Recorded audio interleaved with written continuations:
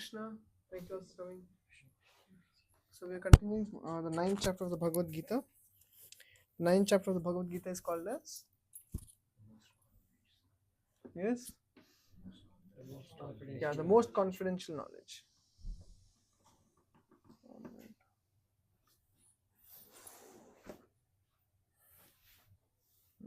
Because I don't need back support. Okay, so just a minute. Let me share the screen.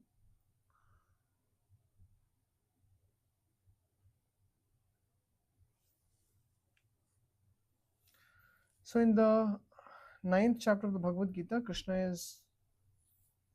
Last time we saw how Krishna is describing this knowledge, what he is going to present as a Guhya Tamam, a topmost knowledge. Do you remember what is difference between Guhya, Guhya Tara, and Guhya Tamam? Anyone remembers? We just discussed it. Yeah, so I want to know if they still remember from 5 minutes ago. Yes, anyone? At the back? Yes. Guhya Taram is the greatness of Krishna. Guhya? Guhya Taram. Guhya Tara, okay. It's the greatness of Krishna. Okay. Guhya Tamam is devotional service, how to attain Okay. Krishna's love is Guhya Tamam. And Guhya is? Guhya is knowing that we are not the body, we are the soul. Okay, very good. Yes. So it's confidential knowledge, more confidential, and the most confidential. So in the ninth chapter, when Krishna is about to present the most confidential knowledge, so before that he is going to present his greatness, because the sweetness of the Lord cannot be understood without his greatness. So just imagine, we're all sitting here, like, say we don't know one another, and then we begin to introduce ourselves. So as soon as we start the introduction, the person on the right hand side stands up and says, by the way, I'm CEO of Apple, my name is Tim Cook, and yeah, that's my introduction. Immediately you'll think, oh my god, I'm sitting next to such a great person. Then the person next to your left, he gets up and says, by the way, I am Satya Nadella, CEO of Microsoft. And he sits down. Again, you become a little intimidated. You're sitting between two CEOs of big industries. So now, what otherwise you were sitting very casually, probably you would have even put your hand around him. Now you develop some awe and reverence because he's such a great person. Now you'll ask, sir, can I bring you some tea, coffee, some biscuit? Isn't it? Am I, intruding your space? Maybe I can sit somewhere else. Sit peacefully. So why? Because the greatness immediately attracts awe and reverence. Now, when Tim Cook, say that day's lunch, you guys are having lunch together, and he casually starts sharing something from his childhood. When he was small, he would like to play football very much. Now, generally, people like to play football is ordinary thing, nothing special about it. But if Tim Cook says he likes to play football, then it becomes very something interesting. You tell your friends, hey, do you know what? I met Tim Cook and he said he likes to play football. It's nothing very special, but because Tim Cook likes football, that is very special. Why? Why is his playing football is so special? Because he's Tim Cook. Isn't it? So similarly, now before Krishna talks about practicing devotional service to attain him, practicing bhakti and all this, he is first of all helping us understand who he is and what is under his control. So first of all, he is making us understand his greatness. So therefore, the Sanskrit word used for the Supreme Lord is Paratvam. Paratvam means he is the supreme entity who is very difficult to be attained. Like a coconut high up in the coconut tree. Can you get the coconut? Very difficult, isn't it? So that is Paratvam, very difficult to reach. And in the later part of the ninth chapter, he tells Arjuna how to attain him. And that is very easy to attain him. And that is called as Saulabhatvam. Sulabha means easily attainable. So the Supreme Lord is very difficult to be reached, but at the same time, he is very easily attainable. Manushyanam sahasreshu kaschid yatati siddhaye yatatam api siddhanam kaschin mameti tatvatah. Krishna tells Arjuna, only 1 in a million people understand me in truth. Why? Because he's Paratvam. He is not known to everyone. He is very difficult to be reached. He is a supreme person. If you want to meet Narendra Modi, or if you want to meet the top-notch, CEOs and CFOs or people in high ranks, can you meet them casually? It's not possible. That is Paratvam aspect of the Lord. He is Akilanda Koti, Brahmanda Nayaka. And but at the same time, the Supreme Lord is so merciful that he makes himself available to those devotees who are sincere and ready or eager to attain him. And that means he makes himself easily attainable. He comes down. And that is called as Saulabhatvam.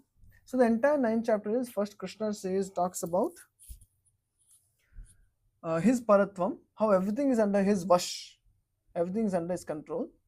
Then he talks about how he is most dear, the people who are most dear to him are his devotees, not the jnanis, not the karmis, not the atheistic people. Only the devotees can attain him.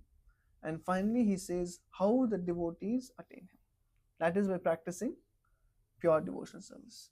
So in that introduction of pure devotional service makes this chapter the most confidential knowledge. Guhyatamam. Yeah.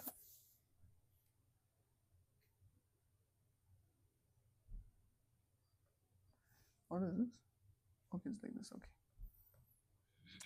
So now what we're going to understand today is what is the position of the Supreme Lord. In some verses, what we'll go through, we'll be trying to understand what is the position of the Supreme Lord.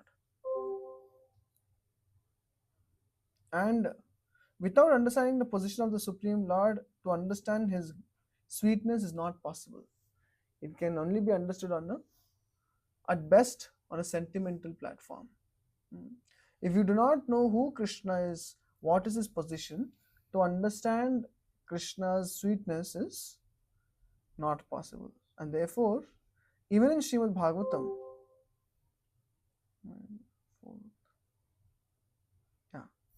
even in Srimad Bhagavatam, the sweetness of Krishna's pastimes in Vrindavan, Mathura, Dwarka, so on and so forth, the entire 10th, it's all mentioned in the 10th canto, all the way in the 10th canto. But before that, what is mentioned? The first 9 cantos, the greatness of the Supreme Lord is mentioned. How the devotees are turning to the Supreme Lord for shelter, and how he is protecting them in all kinds of circumstances. And a lot of philosophy, a lot of jnana is given. Why? Because directly jumping to the sweetness of Krishna, Prabhupada never appreciated. And similarly, Srila Shukadeva Goswami, having understood that Parikshit only has 7 days to live. If you only have 7 days to live, better hear Krishna's pastimes directly for 7 days. But Shukadeva Goswami does not agree with that. He first starts speaking Tattva. First Tattva Siddhanta, and then comes Madhurya Leela, the sweetness of his pastimes. So why? Because without understanding the philosophy, without understanding who the Supreme Lord is to access his pastimes, we cannot really relish it. It is mentioned when Parikshit was hearing from Shukadeva Goswami, 10th canto might be like 5th day approximately. So 5th day, at the beginning of the 10th canto is mentioned, Shukadeva Goswami is looking at Parikshit, and Parikshit says a verse. He says the nectarian pastimes that you are narrating to me about the Supreme Lord, they're so nectarian, they are like Amrit. They are so nectarian that I do not care for eating and sleeping. Parikshit Maharaj heard about Krishna for 7 days and 7 nights, not only in the daytime. Some people in India now they do Bhagavad Saptah. How many hours a day? 3 hours, 4 hours? Max. After that, they don't have patience. Here, Parikshit is hearing continuously for 7 days and continuously for 7 nights. No eating and sleeping. On the 5th day, when Shukadeva Goswami is looking at him, he is saying, my dear Shukadeva Goswami, please continue further. All the pangs of hunger and thirst I'm not affected by them. Why? Because I'm completely being nourished by the Amrit of Krishna Katha. Do you know the words? Sorry, what is it?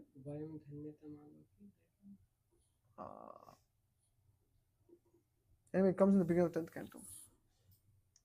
Like that. So, therefore, Krishna, when Parikshit is hearing the first 9 cantos without having heard anything about Krishna, it's all about Vishnu. Maybe the first canto, that is also spoken by Sutta Goswami to sages of Naimisharanya. Shukadeva Goswami introduction only happens in second canto of Bhagavatam. So, Parikshit never heard about Krishna's sweetness, sweet pastimes until the 10th canto, 5th day. Some glimpse was given in the 3rd canto, that's all. So he did not say, oh, boring. Only talking about greatness of Krishna. Where are the sweet pastimes? He did not say like that. This is highly immature on the part of the listener to skip hearing philosophy, to skip hearing the greatness and the position of the Supreme Lord, and to jump directly to understanding the sweetness of Radha and Krishna.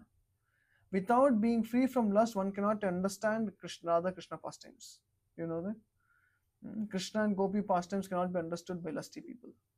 So therefore, when we go in order, in sequence, as recommended by the great Acharyas, we are actually purifying our heart, and gradually we can access Krishna's pastimes. So initially, we want to subdue our false ego.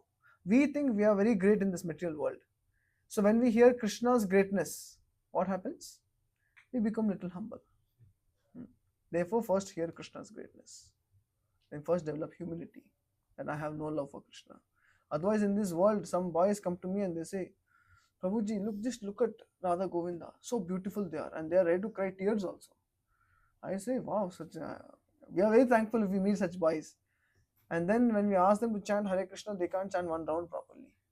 They are very busy to chant Hare Krishna. They say, bas man mein hota hi rehta hai, japa. This kind of false kind of devotion is not accepted. If you say you love Krishna, then you have to prove it through service. Taking out time for a person means you care for the person, isn't it? Can you tell a person that I love you but I cannot give you any time? You cannot do that. If you are taking out your resource, sacrificing your resource, it can be time, it can be money, it can be whatever you have, that means you love the person. Then only you can sacrifice. If you're not ready to sacrifice anything, can you chant one round? I cannot. Can you do some service? I cannot. But Krishna knows I love him. No, Krishna knows you don't love him. That he knows for sure. Isn't it? So therefore, this sentimental love, some people are just by default, they are romantic in their vision. They just go anywhere, they fall in love. They fall in love with Krishna in the temple, they go outside and they fall in love with Maya also. They are just falling in love everywhere. Why? Because no discrimination. So, therefore, when we study now about Krishna's greatness, let us not become lazy in understanding Krishna's position. Let us not become inattentive, thinking, oh, again here it goes, Krishna's greatness. No, the very fact that we become inattentive, we become lethargic in hearing Krishna's supreme position, shows that we have false ego not to accept it. For example, say Sachin and Jayant are there. If I start speaking to Jayant about Sachin's glories, he will look at his watch thinking, when will he stop? I mean, not Jayant, but Jayant is a very humble devotee. He likes to hear glories of other devotees. But generally in this material world, no one wants to hear glories of others. We want to hear whose glories? Ourselves. At midnight, 2 a.m., I'll wake you up and start speaking of glories. Immediately all sleep will go. Why? Because my glory. So therefore, people on account of false ego, they don't mind hearing about themselves. For 1 hour also they can hear peacefully. Even if 1 hour, 1.5 hours, 2 hours going on, he says, "Okay, Prabhu, is little time is taking some more time, but it's okay. It's not too late. You can continue. You will not get tired hearing your glories. It is because of false ego. If I keep saying, oh, Sachin is the best, Rohit, my God, what can I tell you about him? What a devotee he is. You like it or not? Huh? Hey, don't lie. Huh? We like to hear, isn't it? Rohit is such a humble devotee. In devotional circle, we want to glorify like this. We don't want to know that our material side. In devotional circle, we want to hear our Vaishnava qualities. Isn't it? This Prabhu, he does such nice chanting. Oh, yes, it is true. Finally, someone has understood my heart. So, in this way, the false pride is so strong when as soon as we start speaking about ourselves, the ears come wide open. And when we start hearing about Krishna, immediately they become closed. Why? Because greatness of someone else. If someone else's greatness is being heard, that means what about my greatness? So the ego, because of the false pride, one becomes completely switched off to Krishna's glory. So as soon as we start talking philosophy, immediately someone is looking at the watch, someone is spacing out, someone is dozing. Why? Very difficult to hear about Krishna. Why? Because his glories surpasses our glories. This is the frank truth. Why? Because his glories surpasses our glories. Once Akbar, he called for all the people in his kingdom and he said, he drew a line on the board and he said, who can make this line short without erasing it? This was the challenge given. And many people tried many things, nothing could happen. Without erasing, how can you make the line short? So they were all confused. Then Birbal came. You know what Birbal did? Yeah, then he drew a long line. In comparison to the long line, the original line drawn by Akbar looked small. Similarly, when we think we are too great, we are the most important people in this world, then when we hear someone else's glories, we become humble. When we hear how Krishna protects his devotees, how Krishna reciprocates love with his devotees, how Krishna is managing this entire material world, how he possesses everything, how he controls everything, how he is the supreme enjoyer. It is like Krishna dancing on the hoods of Kalia. It is like a thunderbolt in our mind. If false ego is screaming, just stop it. Enough is enough. Why? Because someone else is being glorified. That means we are not that glorious. And therefore, it is even more important for practicing devotee to hear the position of Krishna first, and then attraction for his sweet pastimes will come naturally. Okay, so we will continue from 9.4. The main verses here, 9.4 and 9.10, very important verses. So we will see how Krishna is in control today. Next time today we'll discuss about Krishna's Paratvam. Next time we'll talk about Krishna's Saulabhatvam. Maya tatamidam sarvam jagadavyakthamurtina matsthani sarvabhutani nachaham teshu avastitah. Who has the mic? Read. By me in my unmanifested form, this entire universe is pervaded. All beings are in me, but I am not in them. What does that mean? First sentence is understood. So in my unmanifested form, I pervade this entire universe. That means Krishna is present in every iota of this universe. Krishna is everywhere. Why? Because through his energies. That's my unmanifested form. But Krishna says all beings are in me, but I am not in them. Till today we were thinking Krishna is everywhere, in everyone, every being. But what is this Krishna is saying? I am not in them. Everybody doesn't have the devotion for him. Everyone doesn't keep in the heart or nothing. But Krishna is in everyone, no? Paramatma. Whether they have devotion or not, he's still there. Okay, anything else? They are controlled by Maya. They are controlled by Maya. Okay. Okay, so anything else? The devotion is not invoked yet, that's why. Devotion is not invoked. Still, the Supreme Lord is there as Paramatma. Even if devotion is not, even in an atheist, his heart, Paramatma is there. So, what does it mean? I am not in them. Krishna is not present as himself. It's just his energy. Krishna's energy is present and Okay, you are close. Is it kind of like you talked about one day that like it was like when there's sunlight in a room, the sun is not in the room, but you say that. Okay, very good. Yeah, I quoted the same verse. Okay. Very good. Thank you. I'm glad someone remembers. Yeah, Maya tatam idam sarvam jagad avyakta murtina. The whole material cosmos, all the material universes are being pervaded through my energies. That means Krishna says parasa, or Krishna, Shvetashvata Upanishad says parasa shaktir vivdhayeva shuyate swabhaviki jnana balakriyacha. Parasa shaktir vivdhayeva shuyate means in this material world, everything is being controlled by Krishna's energies.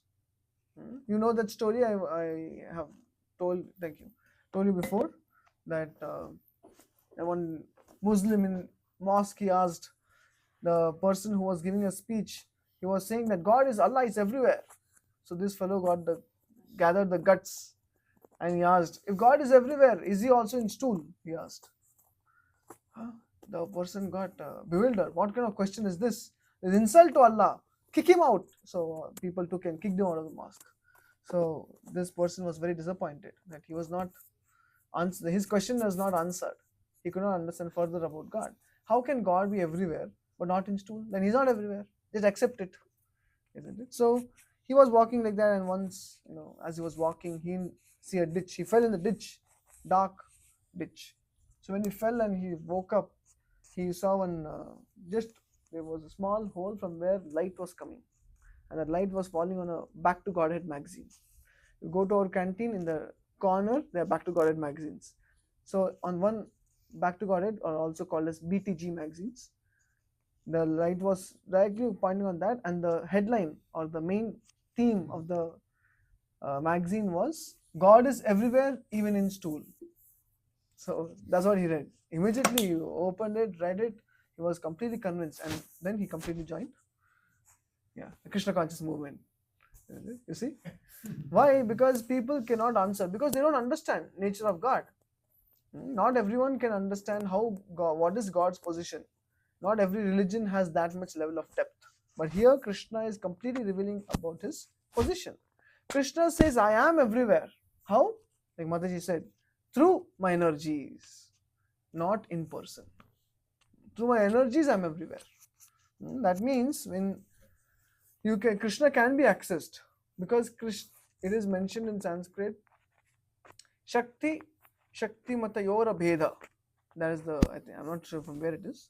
That is the Sanskrit phrase, which means between Shakti and Shaktiman, the holder of Shakti, energy and energetic, there is no difference with respect to Krishna, because Krishna is absolute. Like Abhinnatvam Nama Naminoho. Between Krishna and Krishna's name, there is no difference. Isn't it? For example, Prabhu's name is Jitesh. What does Jitesh mean? Meaning. Yeah, meaning, literal meaning. ईश्वर को जीतने वाला. Okay. Isn't it? Why are you laughing? Okay, ईश्वर को जीतने वाला. That's actual meaning. Jitesh. Okay, Jitesh. Okay. ईश्वर को जीतने वाला. But of course, Prabhu is in the process. Right? So there is a difference between name and person. Isn't it? Now, what does Rohit mean? My name is Ritash. What does it mean? Fire, huh? Fire, yeah. Fire. But are you fire? You're not fire. Correct, no? So that means there is a difference between name and person. What does Gaurav mean? Glory. Gaurav is glory. Okay. What does Kaushal mean? Good skills. Good skills. किस में है आपका good skill? होगा, किसी में तो होगा. Generally in the material world, people's name and the person, they don't match. Like someone is called as Kamala Nayan, lotus eyed. Prabhupada gives his example. He met one person called whose name was Lotusite, but he was a blind man. Isn't it? So the name is different, the person is different, doesn't match. But Krishna is not like that. Krishna means to attract, and Na means to bestow bliss. And Krishna, as soon as you say Krishna, Krishna is there. Because there is no difference between name and the person in the spiritual platform. There is no difference. So similarly, in the spiritual platform, there is no difference between energy and the energetic. Srimati Radharani is energy. Krishna is energetic. There is no difference. Like that. So, therefore, when Krishna is saying, I am present in this world, but through my energies, not in person. Prabhupada gives a very interesting example of king in a kingdom. The king is present throughout the kingdom through his energies. What are his energies? The policies he sets, the protocols he has put in place, the rules, the regulations, the ministers, the administration, isn't it? These are all his energies. So as soon as you see a police inspector, you know that government is is working, isn't it? But behind the government, who is the person running it? Who? Prime Minister. Yeah, Prime Minister. Similarly, in the kingdom example, when you see a minister, you know that king is running it. Though king may not go into every department, he might not get into the finance, the treasury, he might not get into the army. Once in a while, he'll go and check. But he doesn't have to be involved in every detail of its working. Similarly, Krishna is not involved in every detail of the working of the material world. He is allowing his energies to run the material world, run the show. His energies include the demigods who are assigned in administrative positions to run the material world. They are just working under him. Therefore, in Srimad Bhagavatam, Lord Kapila says, Madbhayat vati vato yam suryastapati madbhayat varshatin dahati agnin mutyaschariti madbhayat. Lord Kapila is saying, out of fear of me, Madbhayat vati vatoyam, the wind is blowing.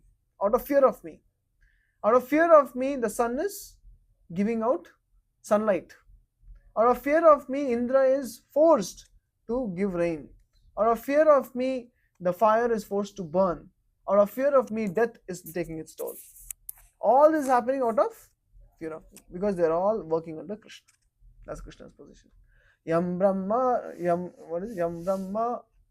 Varunendra Ruddha Marutastunvanti Divyai Stavai Veda Sangha Kramo Upanishadai Gayanti Yam Samaga Dhyanavastita Tadgatena Manasa Pashyanti Yam Yogino Yasyantam Navidu Sura Suragana. See? That means Krishna is saying that Yam Brahma Varuna Indra Rudra Marutas Stunvanti Divyaistavaihi. That means even the greatest of the great demigods, including Brahma, Varuna, Indra, Chandra, Vayu, Rudra, all of them, what are they doing? Stunvanti Divyaistavaihi. They are all coming and glorifying the Supreme Lord. There's one verse in Venkatesh Suprabhatam. You know Venkatesh Suprabhatam, very famous in South India. Kaushalya Supraja Rama Purva Sandhya Pravartate, that one. So in the one of the verses it is mentioned, Shri Swamini Pushkarini, like that one verse starts. It is mentioned the demigods, to get darshan of Lord Balaji in Tirupati, they go and take cold water bath in Pushkarini. That is the closest river, which of course today is only a small tap level of water. But they go and take bath in that Pushkarini river, cold bath in the early morning.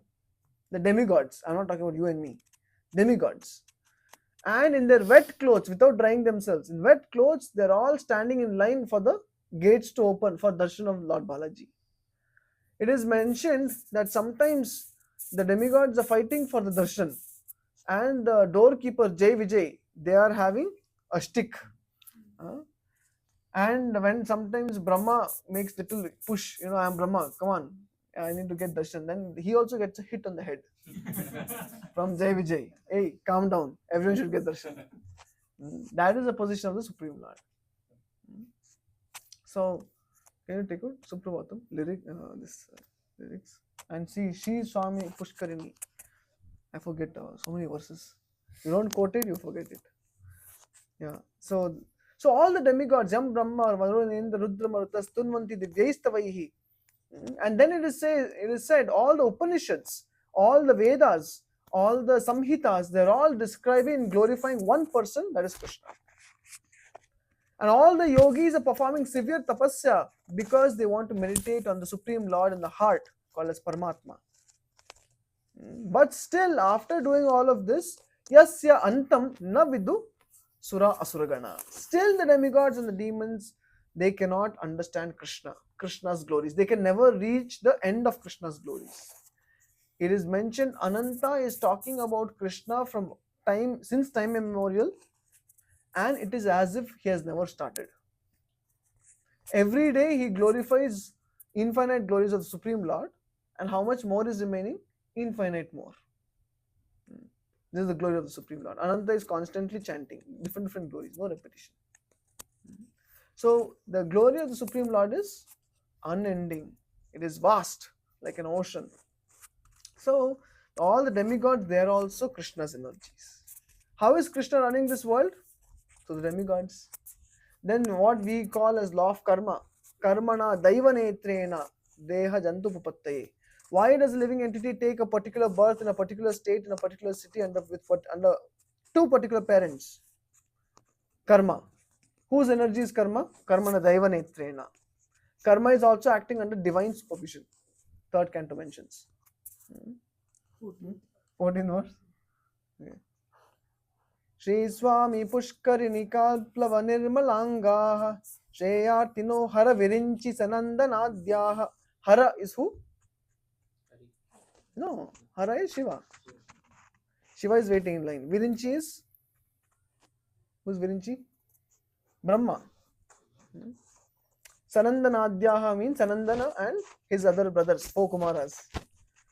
Dware Vasanti Varanetra is Varavetra. Varavetta Hatottamangaha. That means Dware Vasanti means at the door they are all waiting, but when they do little pushing, then they also get a beating on the head. Varavetta Hatottamanga. Hata Uttamangaha means on the topmost part of their body, on the head, they get a beating. Shri Venkata Chalapate Tava Suprabhatam. Like that. They also have to fight for darshan. We fight in the daytime, they fight in the early morning time. Like that. So in this way, one thing is for sure, that the Supreme Lord is completely having the entire material world under his touches. He is pervading everywhere. And one more thing we can say is, just because Krishna is pervading this entire material universe through his energies, can you worship wall as Krishna? Is any paper a dollar note? If someone says, why to come to temple? Anyway, God is everywhere. Isn't it? What can you tell him? Aren't some forms superior than others? Sorry? Some forms are superior than others. He's asking, You're asking some forms are superior than others? Yeah, basically. Okay, but it doesn't convince him, isn't it? He will say, God is everywhere. He's in the air also. Everything is his energy. Why to go to temple?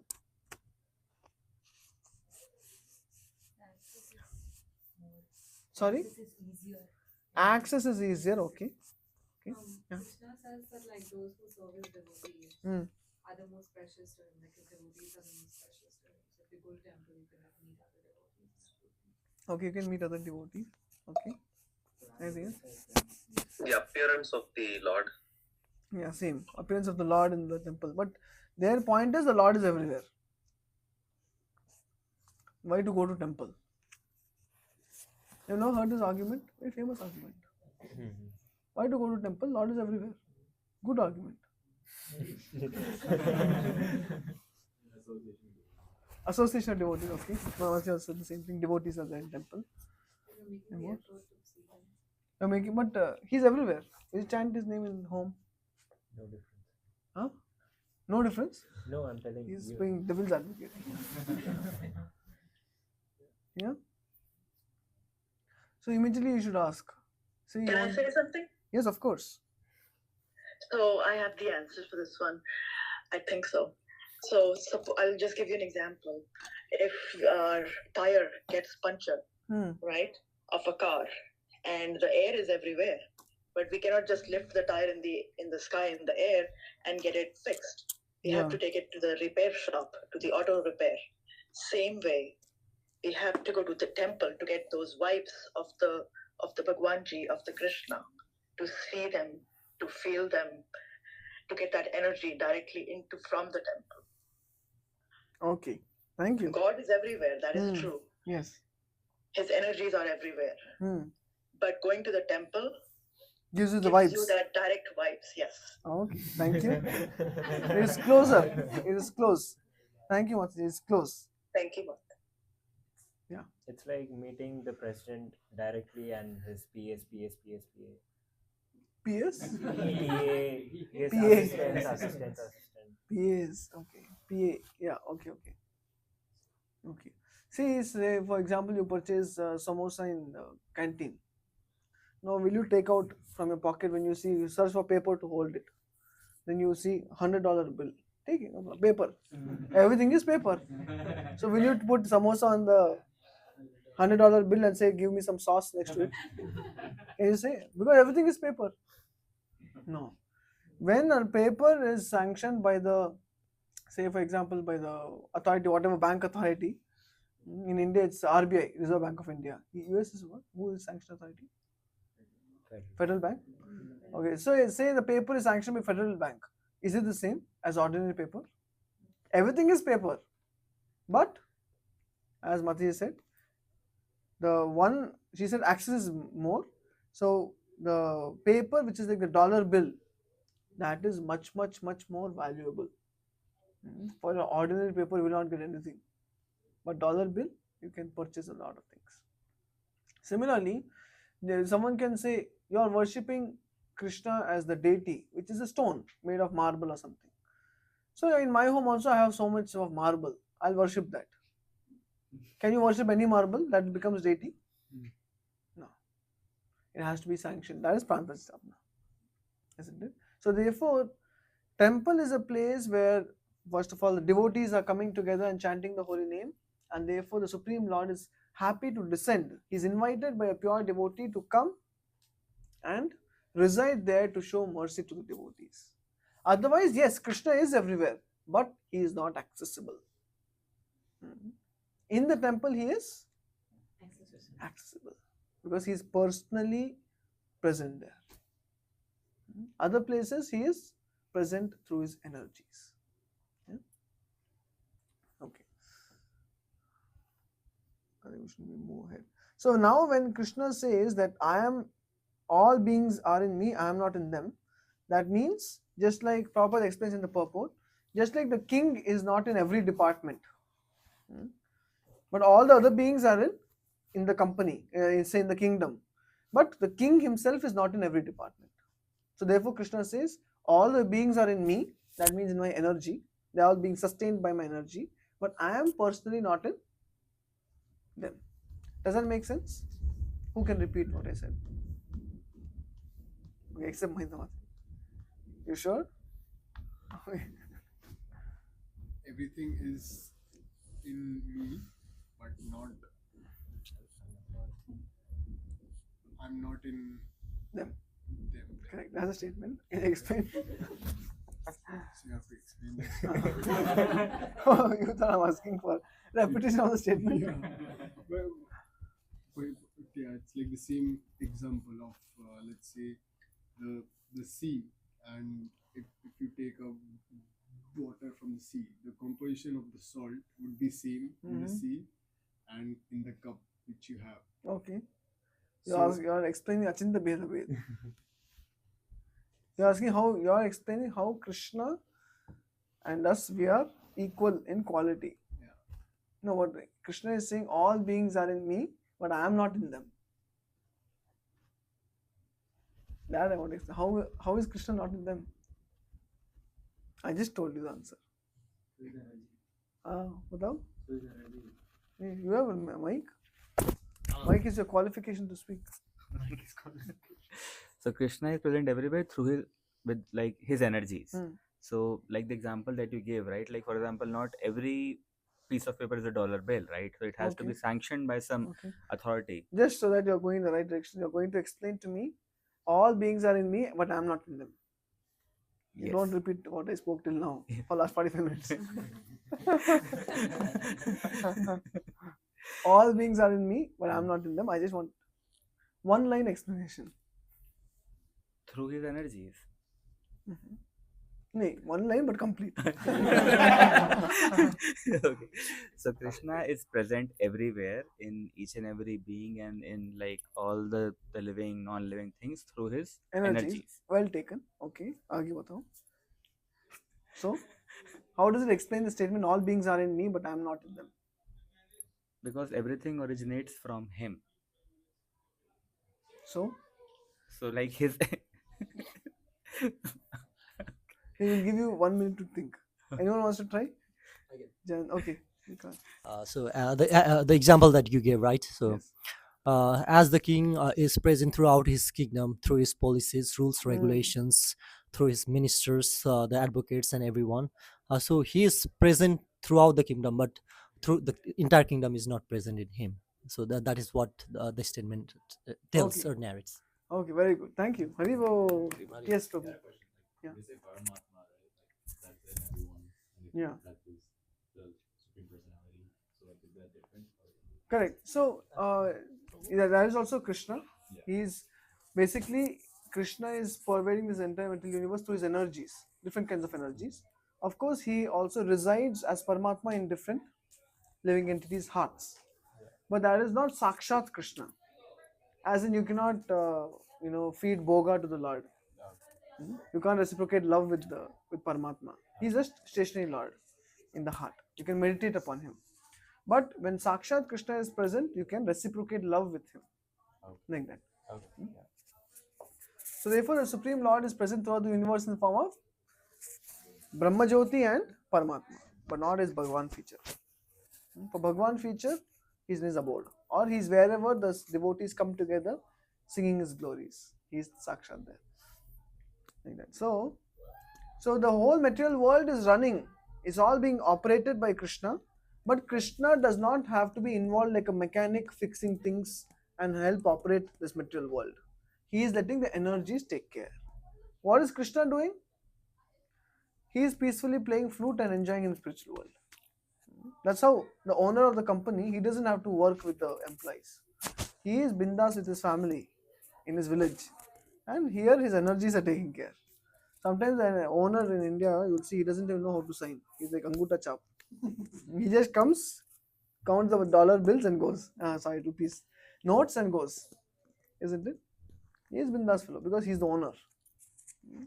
But all his energies are taking care of the entire company. Like that. So in this way, we understand how Krishna is pervading this material universe completely, and all the living entities, all the living entities in this material world are sustaining on his energies. And that one energy is material nature also. So now we'll quickly go to 9.10. Yatha akasha sthito nityam. Oh, sorry, this is 9.6. 9.5. Nachamastani bhutani पश्य मे योगमैश्वरम् भूतभृन्न च भूतस्थो ममात्मा भूतभावनः. Read next. Who has the mic? Yeah, please read. And yet everything that is created does not rest in me. Behold my mystic opulence. Although I am the maintainer of all living entities and although I am everywhere, I am not a part of this cosmic manifestation, for myself is the very source of creation. So, behold my mystic opulence. That means he is everywhere, but he is not there. That is the mystic opulence. Although I am the maintainer of all living entities and I am everywhere, but still I am not a part of this cosmic manifestation.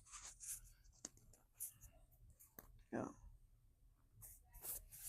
See, the Lord says that everything is resting on Him. Matstani sarvabhutani. This should not be misunderstood.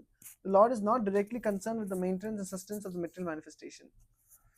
That means He Himself doesn't have to work, what we have been discussing. Prabhupada gives the example of the picture of Atlas holding the globe on his shoulders. His veins popping out and he's struggling to hold the Atlas. Krishna is not like that. Krishna, all his energies take care. See, such an image should not be entertained in connection with Krishna's upholding this created universe. He says that although everything is resting on him, he is aloof. The planetary systems are floating in space, and this space is the energy of the Supreme Lord. But he is different from the space. So here you will find in this translation what is being said. And yet everything that is created does not rest in me. In previous, what did he say? All beings are in me. That means all beings are resting in me. Now he's saying yet everything that is created is not resting in me. Can anyone demystify this? You understand the question? In the previous verse, he's saying everything is resting on me. In this verse, he's saying yet everything that is created is not resting on me.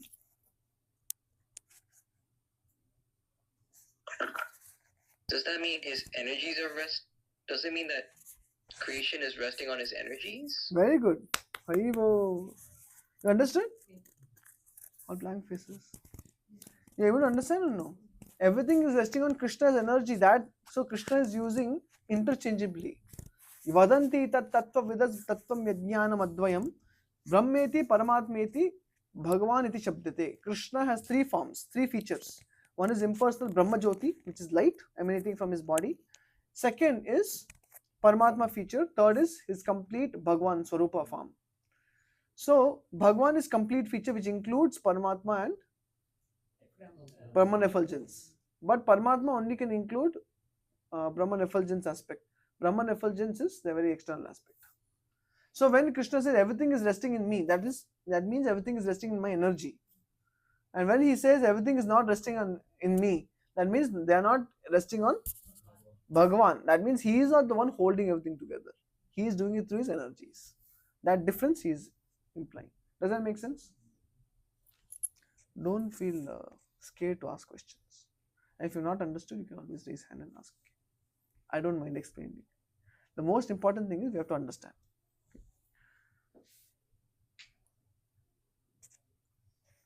Okay, next.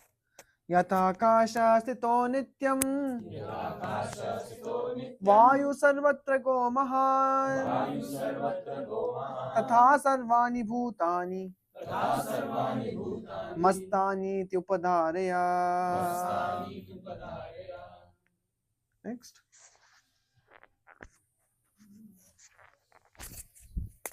Understand that as the mighty wind blowing everywhere rests always in the sky, all created beings rest in me. Now he's saying again, all created beings rest in me. But now you guys have understood. Taittiriya Upanishad. Yeah, see, it is out of fear of Supreme Lord that wind is blowing. You mentioned Taittiriya Upanishad also. Mad bhayad vati matoyam. This is yad bhisha vata bhavate.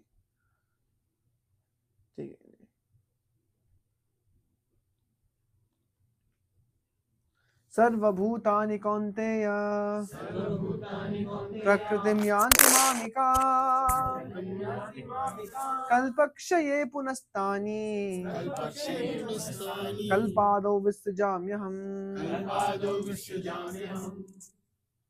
O son of Kunti, at the end of millennium, all material manifestations enter into my nature, and at the beginning of another millennium, by my potency, I create them again. Yeah.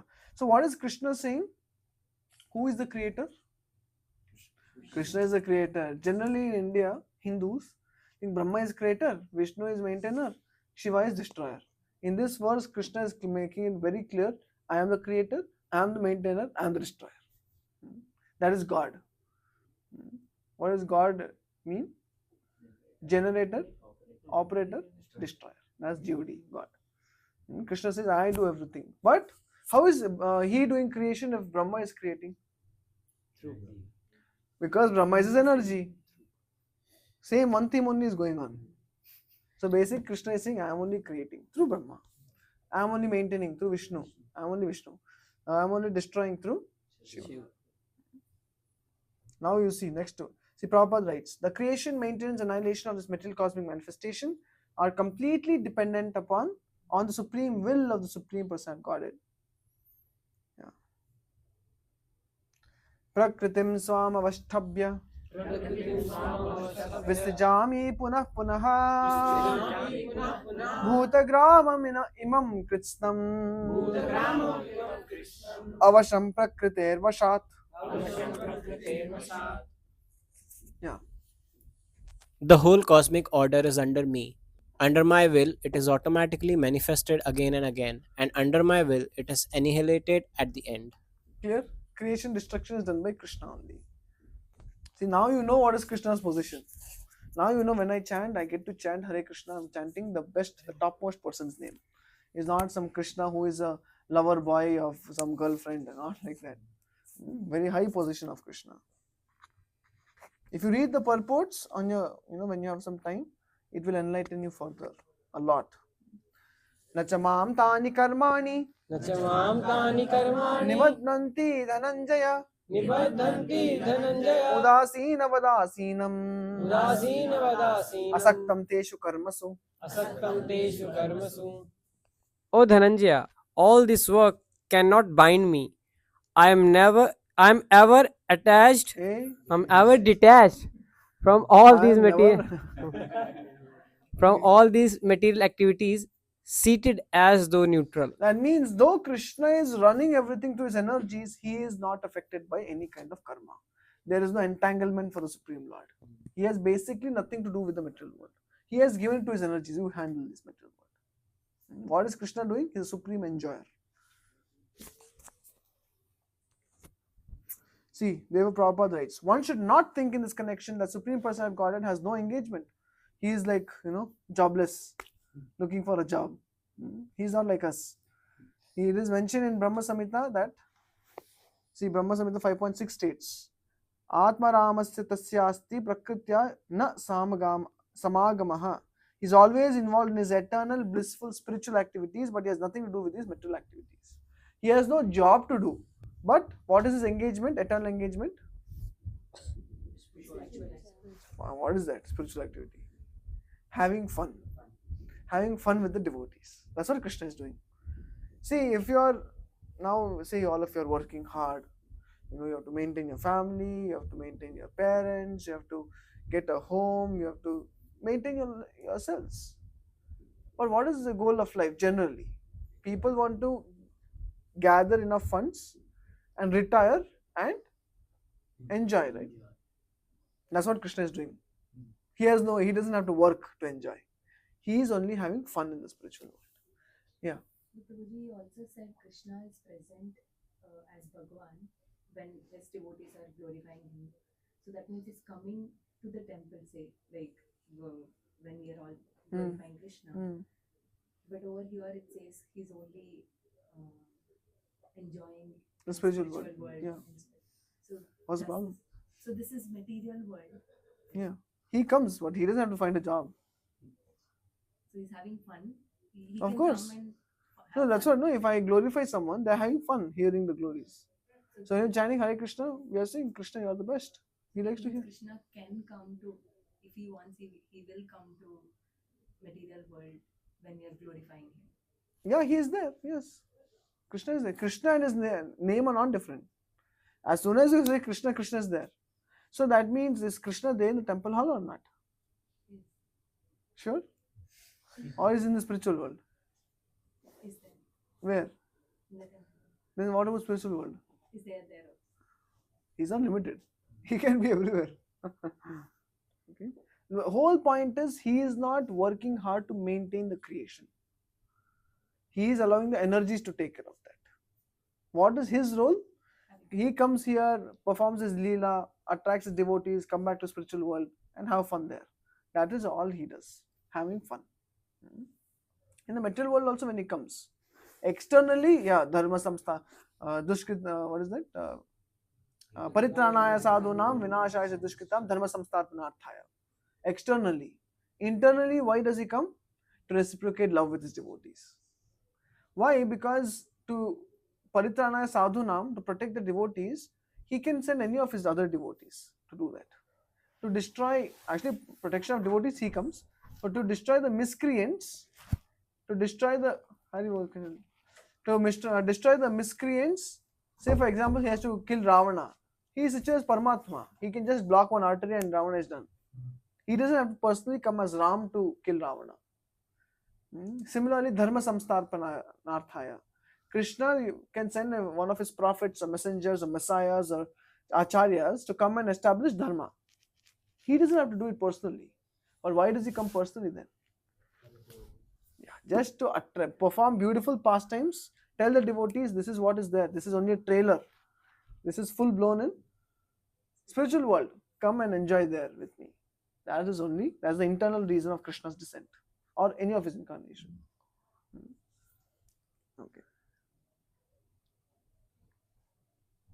Okay, now this is a very important verse. Maya dhakshena prakritihi Suyate sacharacharam Hetunanena kaunteya Jagad viparivartate. Where's the mic? This material nature, which is one of my energies, is working under my direction. O son of Kunti, producing all moving and non-moving beings. Under its rule, this manifestation is created and annihilated again and again. Yes. So now Krishna is saying, how is this Prakriti functioning? Under my direction. It is not independently moving. When the modern scientists say the world, this universe has come about by chance, Krishna is defeating their argument by saying this material nature has manifested under my supervision. It's not by chance. Why, why is the mango, you say, it has a particular sweetness, it has a particular taste, it has a particular flavor, fragrance. Is it by chance? Then Krishna has put it. So therefore, Prakriti, see, whenever we talk about Prakriti, the material nature is represented by Durga. There is a very famous photo where Lord Vishnu is lying and Durga is standing ready to serve. She is asking, my dear Lord, please instruct me how do you want that I serve you? And Lord Vishnu is instructing, okay, take care of all these jivas who don't turn to me. You put them in illusion of enjoying in the material world. So the material nature, Krishna calls her as my energy. So the material energy, in 7th chapter we have done, what is it? Daivim, not Daivim Prakriti, Daivihi, Esha Gunamayi, Mama Maya, Durattaya, Mameva Ye Prapadyante, Maya Metam Tarantite. So there are three important people here, three important entities. One is the Supreme Lord as Super Soul, second is Prakriti, and third is the Jivas. So these are the three connections. Prakriti, Supreme Lord, Prakriti, Jiva. What is the connection between the three? What is the connection between Supreme Lord and Prakriti? Yes? Yes? Sorry? Comes from Supreme Lord. Everything comes from Supreme Lord. She is his Lord, Supreme Lord servant. What is the difference? What is the difference? Not difference. What is the relationship between the Supreme Lord and the Jivas? No others. Yeah? What is the relationship between Supreme Lord and the Jivas? Supreme Lord is present in the Jiva? He is present in atom also. We are part and parcel of. Yes, the Jivas are the servants of the Supreme Lord. Now, what is the relationship between Prakriti or Maya Devi and Jivas? Illusion. Okay, what is that? What is the relationship? One is superior and the other one is inferior. Okay, so what is the relationship? Provides. Sorry, Prakriti provides. So if we desire. Prakriti provides. Okay. Provides. Okay. Whatever we desire. Okay. If Krishna sanctions. Okay, she is the facilitator. Okay. It's also temporary. Manifestations of material nature are temporary. Okay, but what is the relationship between Prakriti and the Jivas? She is a facilitator. That is one correct point. Well taken. And what else? I mean, very famous. You guys know it. Yeah. Can you put in a sentence?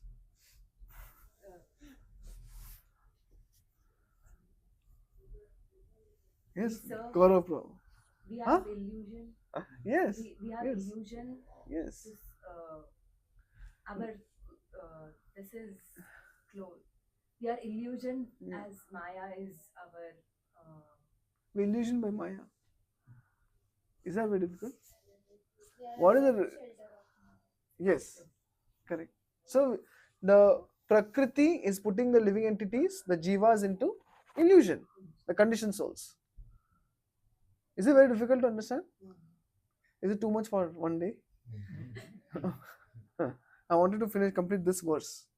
Then next time we can move to next section. Can we continue? Yeah, you are okay. Yeah. So the three entities are there: the Supreme Lord, Prakriti, and Jivas. Supreme Lord to Prakriti she is Dasi. She is requesting the Lord, please engage me. How do you want me to serve? The Lord is saying, okay, go and create illusion for the living entities. And now the Jivas and Prakriti is putting them in illusion, and she provides for their desires.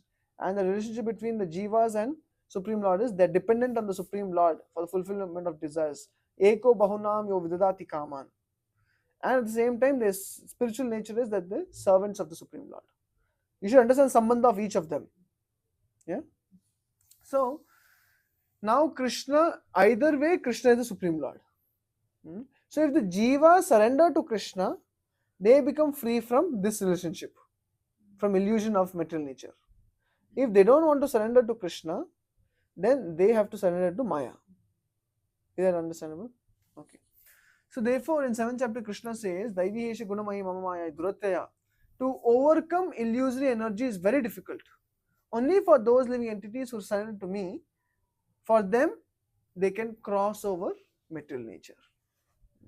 So now in this world, when you look around, you see such level of organization, such level of beauty, some systematic, there's like a water cycle is there, and so many aspects happening in nature. How is it happening? It is not by chance. It is under the direction of the Supreme Lord. Similarly, the existence of so many different kinds of species. The bodies are provided by material nature. The living entities are desiring, I want to eat anything I want. Material nature says, okay, take pig's body. The living entity is desiring, I want to sleep all day. The material nature is saying, okay, take polar bear's body. The living entity is saying, I don't want to wear clothes. I just want to roam around like that. No, material nature says you can't roam around like that because you'll be pretty dangerous. Lusty fellow, you be tree. You don't want to wear clothes, okay, be tree and stay in one place, so you don't cause trouble to others. So like this, the Jiva is desiring, the Supreme Lord sanctions, material nature provides. Okay, these are the three functions. So in this material world, everything is provided by material nature. Whether it be the beautiful flowers, whether it be the fruits and vegetables, whether it be the wind, the sunlight, all the natural phenomena, it all comes under material nature. Now material nature, it is said, nature smiles when God smiles. That means when the Supreme Lord is happy, nature is happy. When the living entities become predominantly sinful by not following the laws of God, then material nature also starts withdrawing. You see, one COVID came and affected millions of lives. You know why? It's not that COVID is very powerful. What is the reason? The immunity today of the living entities in general is pretty low. Why? Because we are sustaining ourselves on artificial food. We eat canned food, canned tomato. Hota hai tomato. That is not tomato. God knows what it is. Canned tomato, it looks like tomato paste, but it is not tomato. Just because it tastes like tomato, is it tomato? Maggi tomato sauce is there. Ketchup. Is it tomato? It's not tomato. It is the thing which is farthest away from tomato. It is mostly sugar and many other preservatives. Maybe they have put one tomato in that, half a tomato to make one bottle, big bottle of Maggi. But we think it is tomato ketchup. So when people are eating artificial food on account of material nature not providing them healthy food, today organic food, the actual food, fruits and vegetables are so expensive. Why? Because material nature is not providing. Demand is more but supply is less. So it becomes expensive. Isn't it correct? When there's a lot of demand but the supply is very less, then you make it very expensive. So organic food is expensive. Therefore, people are eating all artificial fruits. Today you purchase flowers, they have no smell. You have rose in one hand, then you have rose scent in the other hand. You have to mix them. Why? Because material nature has withdrawn the actual roses. Now she is only giving superficial roses which have no smell. Actually, in many of the Shastras mentioned, you should not offer a flower which has no fragrance to the Lord. Only flowers with fragrance have to be offered. But in Kali Yuga, what can we do? In Kali Yuga in America, what can you do? In India, still Prakriti is pretty merciful. She still provides good flowers. So in this way, when the living entities turn away from God and become predominantly godless, material nature starts withdrawing. In Bhumi Gita, Bhumi Devi is saying, look at these fools and rascals who come as kings and they claim that this is my land. She's saying, this is all my land, but they come and they die. And tomorrow some other king will come and claim that land to be his. And he also comes and he dies. Like that, many people in history keep coming, claiming the land as theirs and finally die. But the land is there, they are not there. Isn't it? So the Bhumi Devi is laughing at these fellows who claim the land to be theirs. So people come to this material world and they want to exploit material nature. They want to go deep into the sea and drill into the earth to extract oil so that we can drive our cars. They want to take these animals and cut their throats and extract their blood and flesh so that we can eat meat. When material nature is giving so much of actual food stuff meant for us, satvikahar. And they are creating all this modern technology like what is this? Refrigerator has CFCs which destroy the ozone layer. Ever heard of it?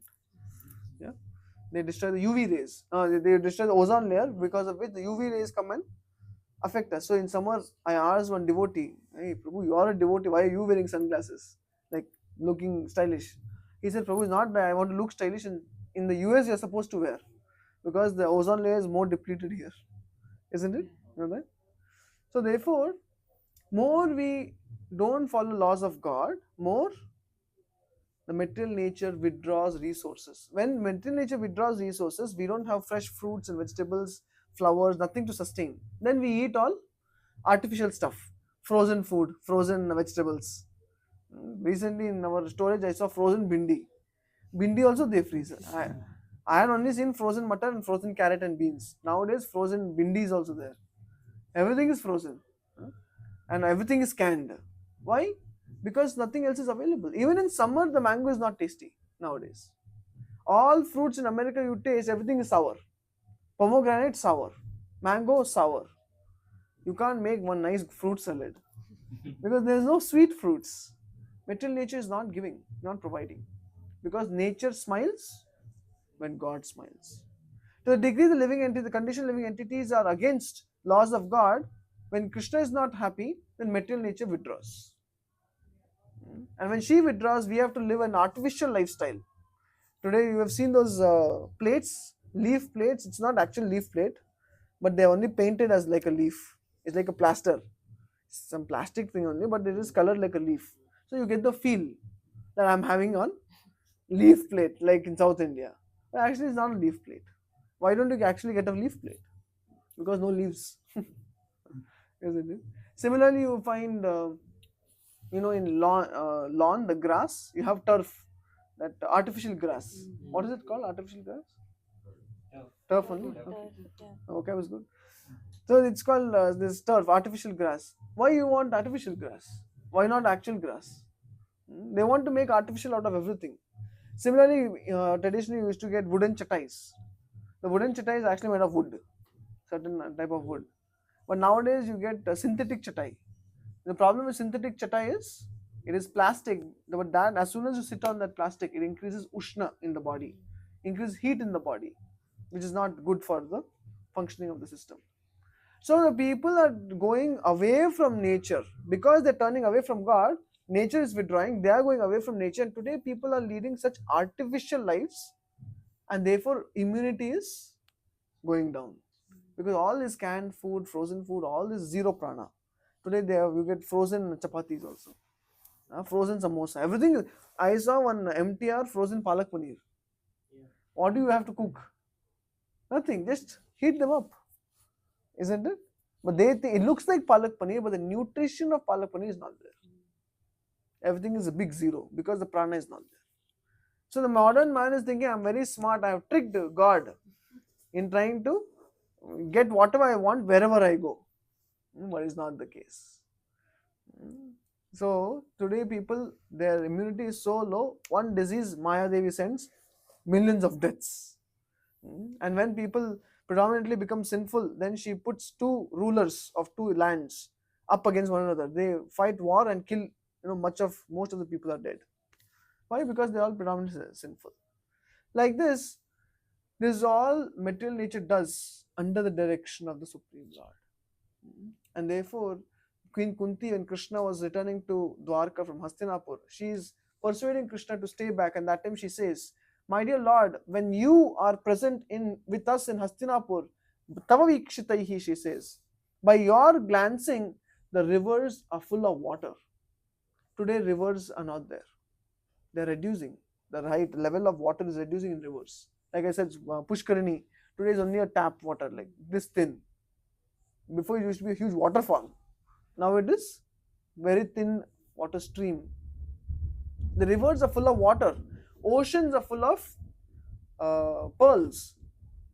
Caves are full of minerals. Like that she is saying. Kunti. Kunti is saying.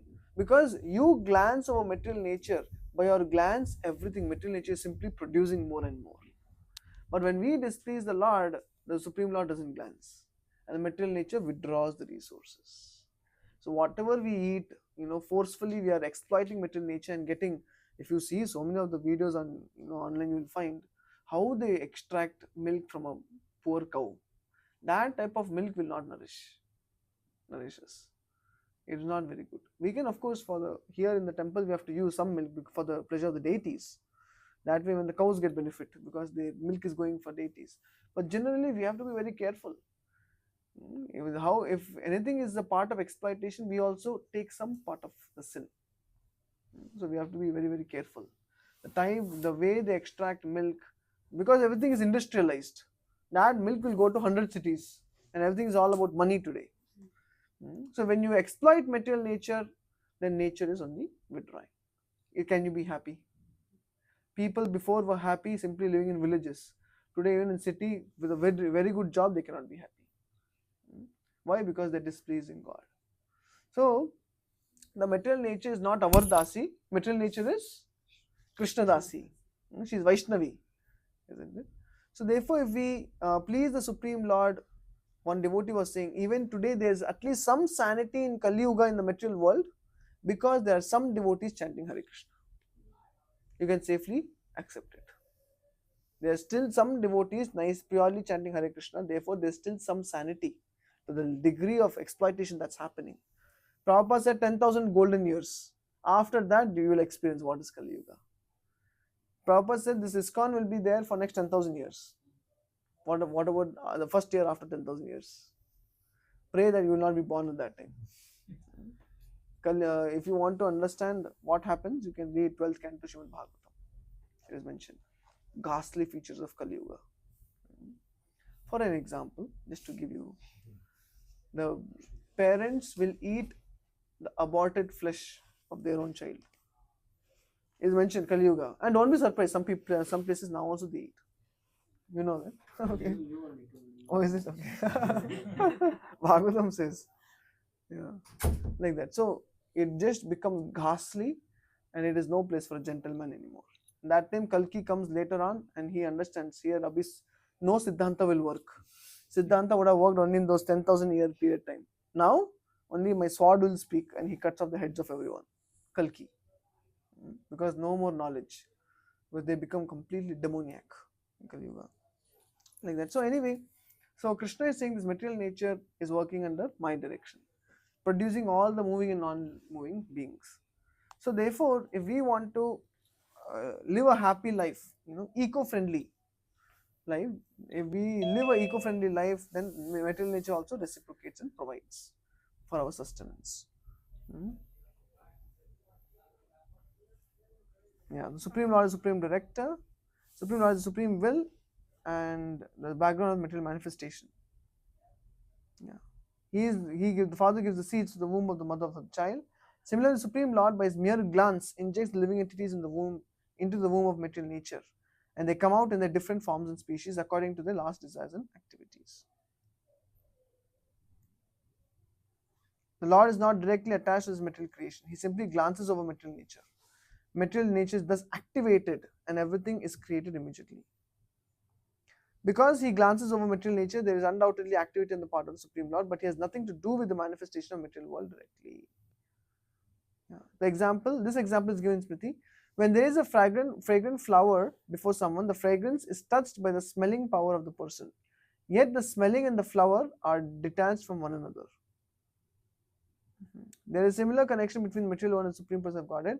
Actually, he has nothing to do with this material world, but he creates by his glance and ordains. In summary, material nature without the superintendence of Supreme Person of Godhead cannot do anything.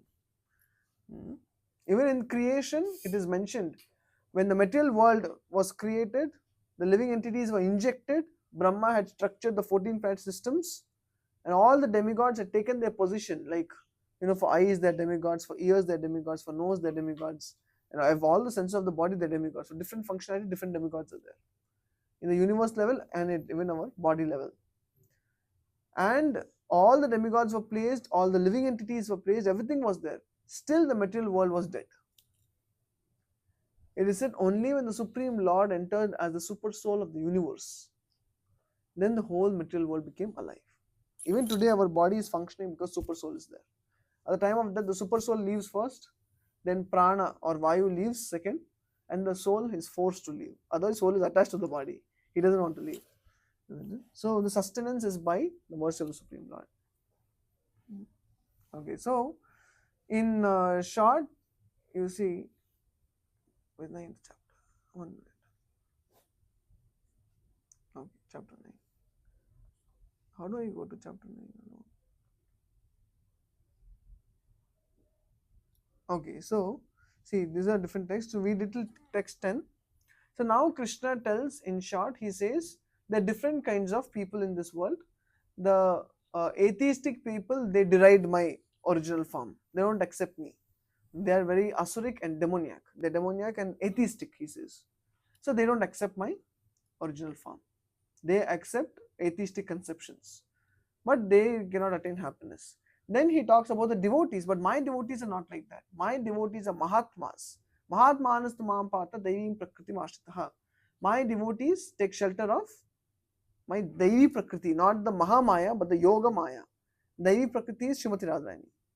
That means they don't go against me, they come towards me. They follow my laws, and therefore they take shelter of me through my internal potency. So what do? They do Satatam Kirtayanto Mam. All the time they're chanting Hare Krishna. Yatantascha Dridavrataha. They're constantly endeavoring with determination to serve the Supreme Lord. Bhajanti Ananya Manasaha. They worship me with a one-pointed attention, one-pointed focus. Nitya Yukta Upasate. In this way, they perpetually worship me. Supreme Lord says. These are the nature of my devotees. So he talks about the atheistic people, then the devotees. Then he says the jnanis, they undergo a lot of trouble because they want to worship Virata Rupa, universal form. And then he talks about the karmis. Karmis, they only come to Vedas to go to heavenly planets, but foolishly they don't understand. Going to heavenly planets means only living a long life. But after your credits are done, 5, 4, 3, 2, 1, Kshine Punyam Amartam Lokam Vishanti. Again from heavenly planet you have to descend back to earth. So again Martyaloka. So the karmis are just going up and down there. The atheistic people are suffering in this Martyaloka. The jnanis are undergoing a very difficult path where they're trying to worship the Supreme Lord in universal form. The devotees are the only ones who are peaceful because they worship me perpetually. Having said that, then he glorifies the devotees and says the path taken by the devotees to attain me is the best path. And there, till now, we were discussing about how the Supreme Lord is in control. He is the proprietor, he is the enjoyer, and therefore to attain the Supreme Lord is not very easy. But from 9.26, Patram Pushpam Phalam Toyam, Krishna gives a path of Bhakti Yoga, of pure devotional service, and he says, through Bhakti Yoga, anyone can attain me. So though he is unattainable, he is Paratvam, he has nothing to do with the material world, energies are taking care of everything, still that Paratvam, that Supreme Lord becomes easily attainable, and therefore is called as Saulabhatvam. And that is only possible by adopting the process of pure devotional service. So that is the next section of this 9th chapter, and with that we will wind up 9th chapter next time. Okay, so thank you very much for your patient hearing. I thought today I'll end by 8. We have other things to do, but 28 more minutes, what to do. I still have some points I have not spoken, but next time. So next time we will start from 9.26. See here, Krishna is telling Arjuna, he is giving explanation. See, these jnanis, they worship the universal form and perform sacrifices, but they don't understand. This verse is very nice to recite. See, aham kratur, aham yajna, sodaham, aham aushadam, mantra aham, aham evajyam, aham agnir, aham hutam. In the sacrifice, I am the offering, I am to be offered, to whom everything is offered. I am the instrument with which you are offering. Everything is me in the sacrifice. But the jnanis don't worship me. They want to do yajna. But in the entire yajna process, I am everything. Aham kratur, aham yajna, swadaham, aham aushadam, mantroham, aham evajyam, aham agnir, aham hutam. Everything is me. See, I am ritual, I am sacrifice, I am the offering to ancestors, I am the healing herb, I am the transcendental chant, I am the butter and the fire and the offering. Everything is me. But they don't accept me. Yeah. I am the father of the universe, the mother, the support, the grandsire. I am the object of knowledge, the purifier, the syllable Om, Rig, Sama, Yajur, everything is me. I am the goal, sustainer, master, witness, abode, refuge, and most dear friend. I am the creation and the annihilation, the basis of everything, resting place and eternal seed. I give heat. I withhold and send rain. He doesn't say Indra. I do it. I am immortality. I am also death personified. Both spirit and matter are in me. So like this, Krishna is saying, who am I? But people, yeah, this he talks about karmis. And finally, from here he talks about the devotees. In 9:30, 9:14 he speaks, and from here, 22 onwards, it's about devotees. And this we will do next time.